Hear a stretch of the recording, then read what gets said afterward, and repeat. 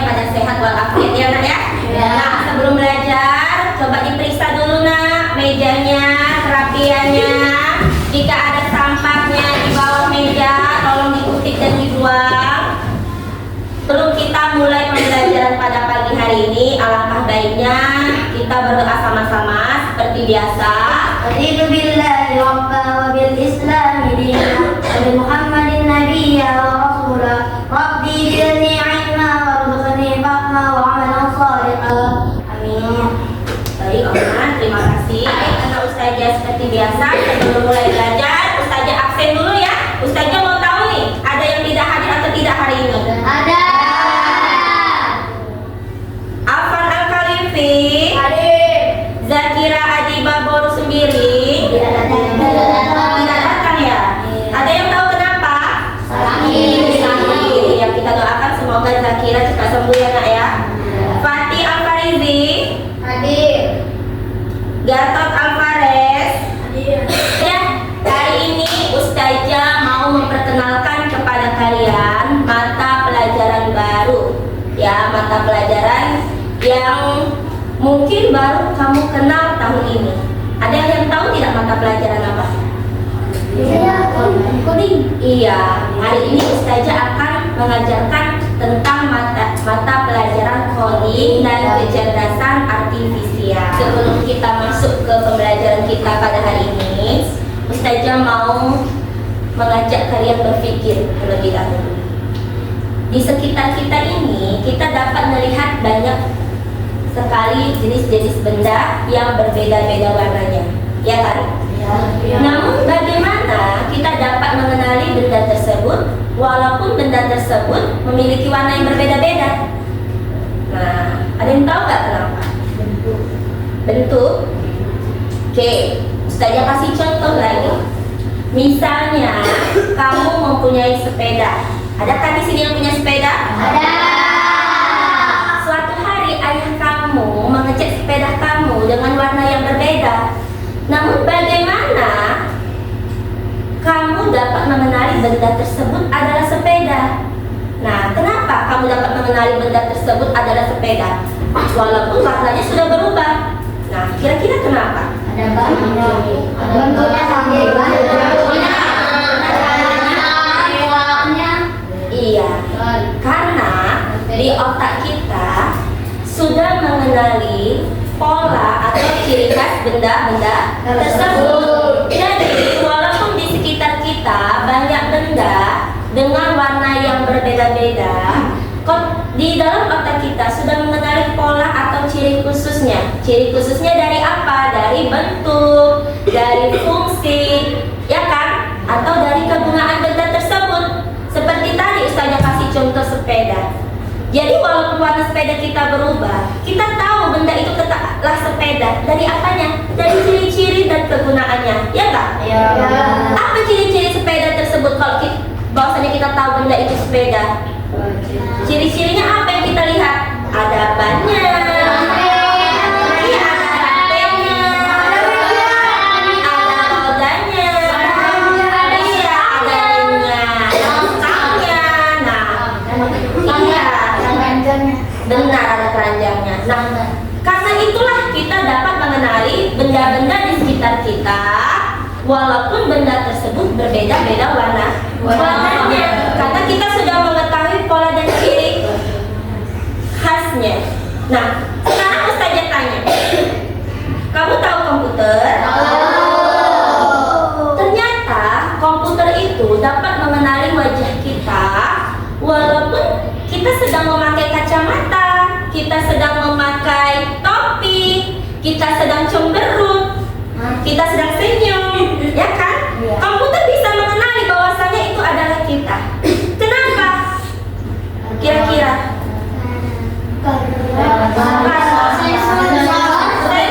Terdeteksi. Oke.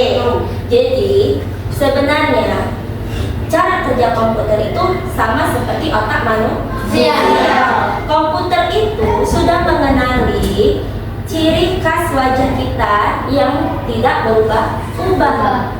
Komputer sudah mengenali pola wajah kita. Jadi seandainya kamu memakai topi pun, komputer dapat kenal dari mana dari bentuk hidung kamu, dari bentuk mulut kamu dan telinga kamu, serta garis di wajah kamu. Ya, komputer dapat mengenalinya lagi. Pernah tidak kamu melihat ubin? Tahu ubin? Lantai. Susunan lantai ubin di rumah kamu atau baju di rumah kamu. Ada tidak bentuk yang berulang? Ada. Lihat ubin lantai, misalnya di kelas kita ini. Bagaimana susunannya? Berulang tidak? Iya. Kalau baju kita ada tak gambar yang berulang? Misalnya baju apa? Batik, benar sekali ya kan, pola batik itu dia bentuknya, gambarnya berulang. Kan? Nah, tahu nggak anak Ustazah, kenapa Ustazah bertanya seperti itu? Tahu nggak? Tahu. Nah, itu disebut dengan pola. Ya, hari ini kita akan belajar tentang pengenalan pola. Nah, pengenalan pola itu adalah salah satu dasar cara komputer berpikir, ya, yang disebut dengan berpikir komputasional.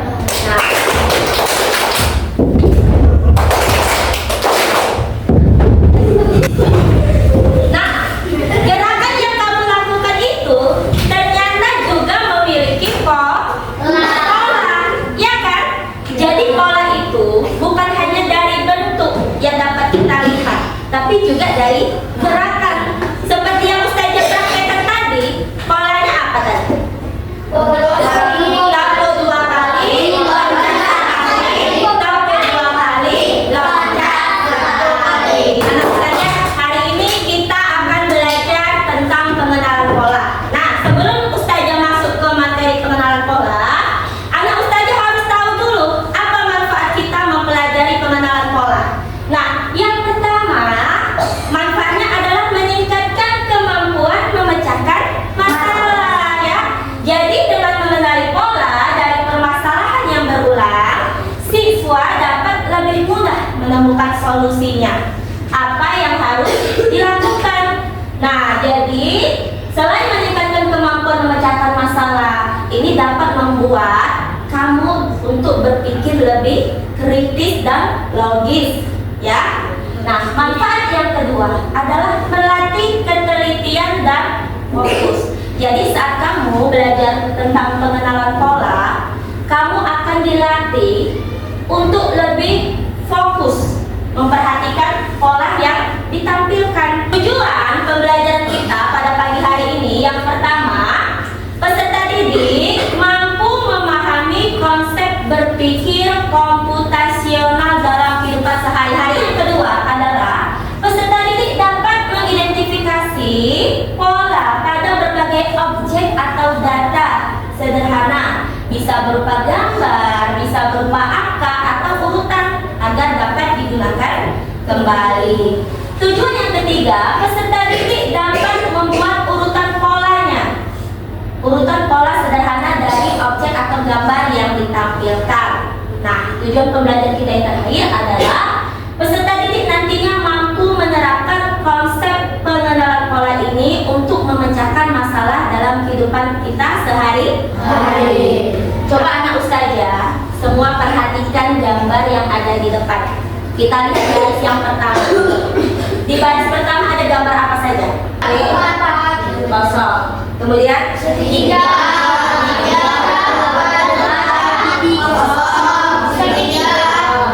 Nah, kira-kira jika kita melihat susunan bentuknya, siapa yang bisa menjawab? Setelah ini gambar yang pertama, gambar yang kedua, gambar apa?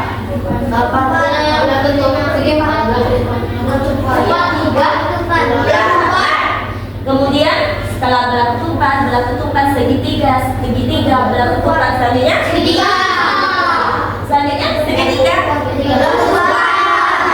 Ayo coba fokus. Fokus, ya. Lihat gambar yang kedua. Amati dulu.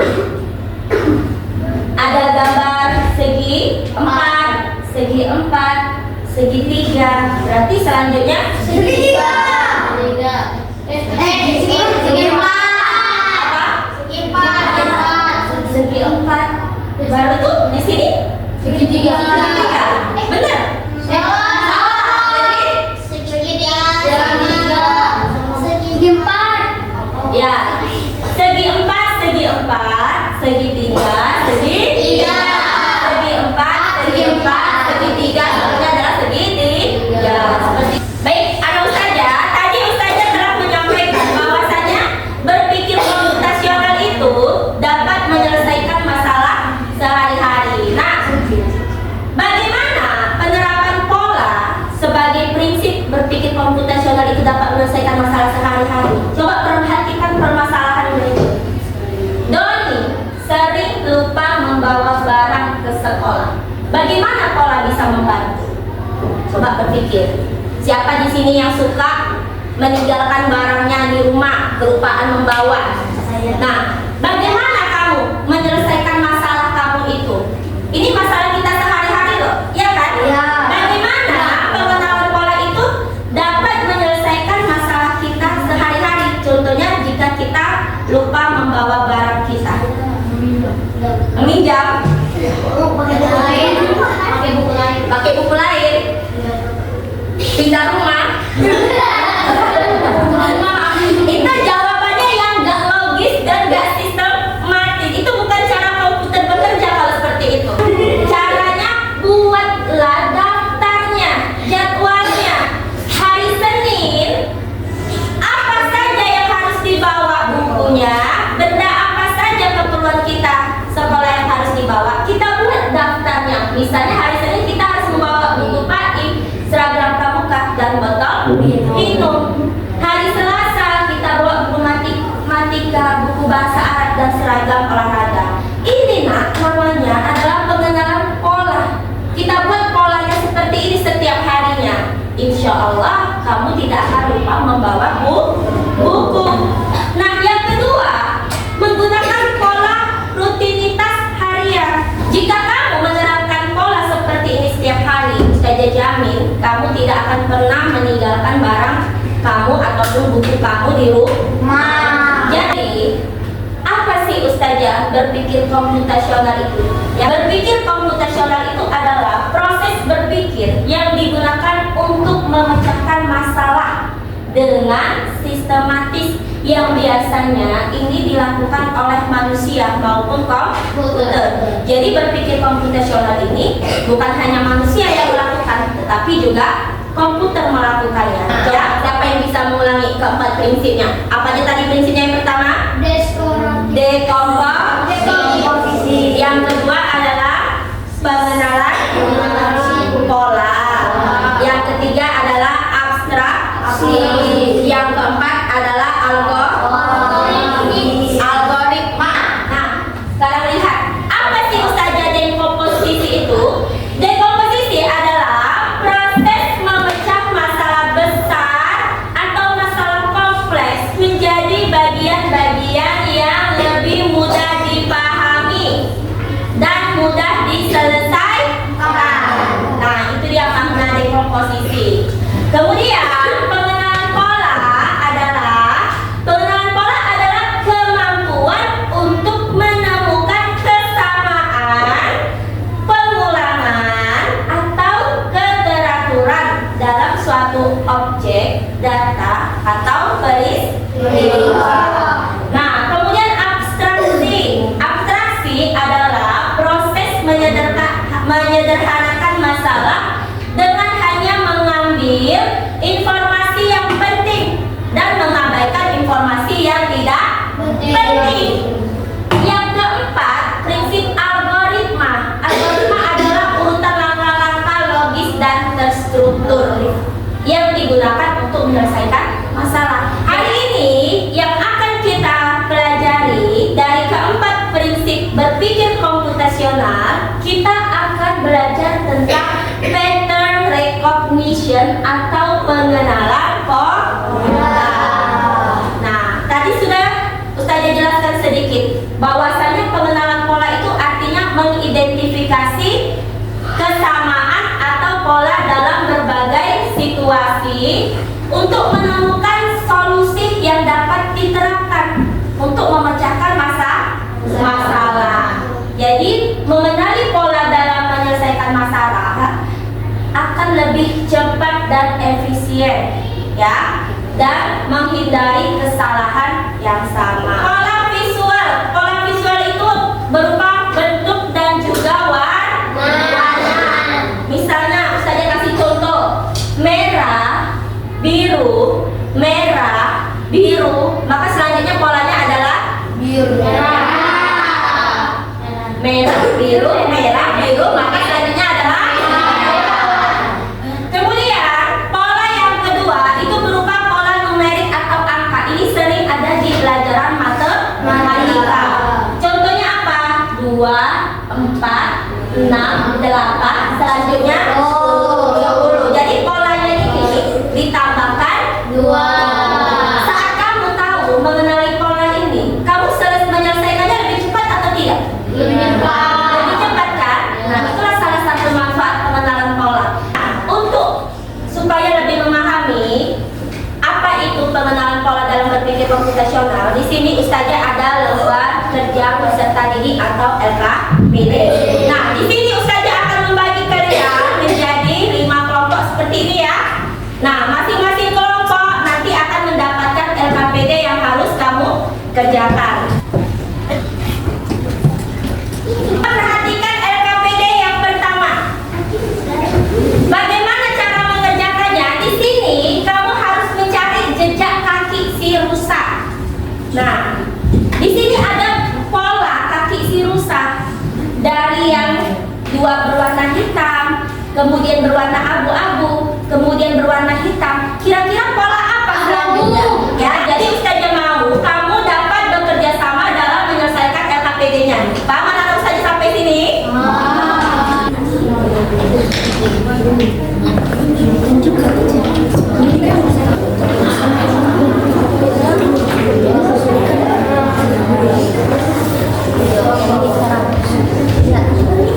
Apa pola kenaikan tabungan di paling keempat? Tambah 5 tambah 8 berarti 16 tambah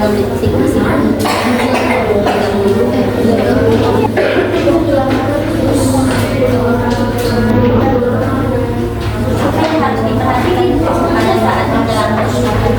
Nah, di sini dari kelompok berapa nak? Kelompok 1 akan mempresentasikan hasil lembar kerja mereka kepada kamu. Ayo, silakan. Langkah abu-abu, 3 kali, langkah hitam lagi, 2 kali, kemudian langkah kemudian langkah abu-abu 3 kali, ya, kemudian langkah hitam 2 kali, kemudian langkah abu-abu 3 kali, kemudian hitam 2 kali. 2 kali. Ya. Nah, pola apa yang kamu lihat? Jawabannya adalah polanya apa? Hitam 2 Hitam 2 dan abu-abu. Ya, seperti itu berarti polanya ya. Yang pertama 2, yang kedua 6, 8, 10, 12. benar. Ayo lagi yang kedua. 5, 10, 15, 20, 25, 30. Yang ketiga 14, 18, 22, 26, 30. oke, dan yang keempat 36, 30, 24, 18, 19, 6. nah yang terakhir 88, 7, 66, 55, 54, 53. benar jawaban kelompok 2 semua. Ada yang berbeda? Tidak ada, sama semua. Oke, kalau begitu kasih tepuk tangan untuk kelompok 2. Yang pertama, apa pola kenaikan tabungan kita setiap hari? Apa polanya? Dikali 2. Benar, polanya dikali 2. Kemudian yang kedua, hitung jumlah tabungan kita pada hari ke-5 dan hari ke-6.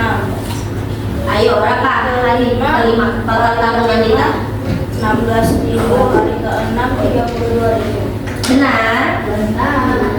Yang ketiga, menurutmu apakah pola ini bisa membantu kita menerima tabungannya untuk sekolah. Kenapa? Bisa karena dia sudah mengetahui polanya. Oke, benar jawabannya? Iya.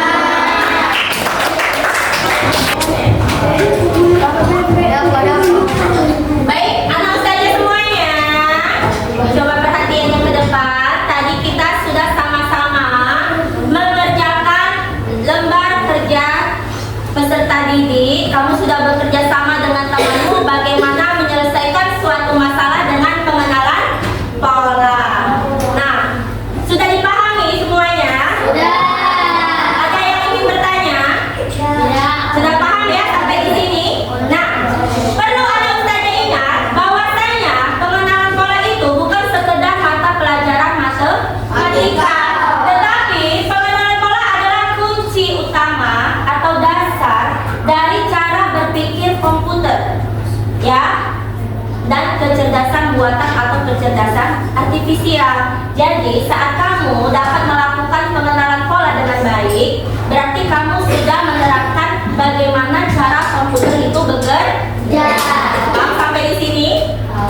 Nah, di sini ustazah ada lembar refleksi yang harus kamu isi terkait dengan pelajaran kita hari ini ya. Jadi isi aja lembar refleksinya di checklist ya.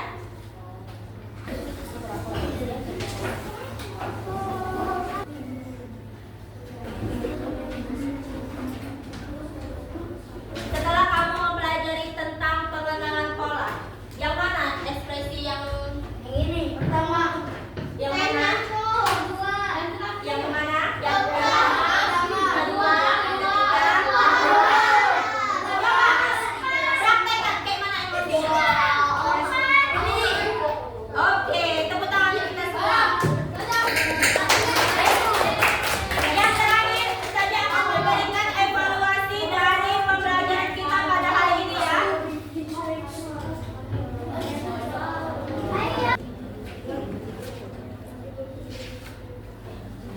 Jadi sebelum berakhirnya pelajaran kita tentang coding dan kecerdasan artifisial pada hari ini, ya, mari kita simpulkan apa saja yang telah kita pelajari pada hari ini, ya. Jadi hari ini tadi kita belajar tentang pengenalan pola. Jadi pengenalan pola itu apa? Pengenalan pola adalah kemampuan untuk mengenali kesamaan, ya kan? Urutan dan juga struktur yang berulang dari suatu masalah, baik itu dari objek, data, ya. Nah, itulah tentang pengenalan pola. Kemudian pola dapat membantu kita untuk menyelesaikan masalah dalam kehidupan kita sehari-hari. Kesimpulannya, dalam berpikir komputasional, mengenali pola adalah langkah penting sebelum kita menyusun solusi atau membuat algoritma. Apa tadi algoritma? Langkah. Nah, mungkin hanya itu yang dapat kita simpulkan dari pembelajaran kita pada pagi hari ini. Nah, sampai di sini anak ustazah ada pertanyaan? Tidak, sudah paham semua? Nah, sebelum ustazah tutup pembelajaran kita pada pagi hari ini, ustazah minta ketua kelas untuk memimpin doa sebelum kita pulang. Sampai ketemu lagi di pembelajaran coding dan kecerdasan artifisial minggu depannya anak-anak ustazah. Terima kasih, ustazah ucapkan Assalamualaikum warahmatullahi wabarakatuh.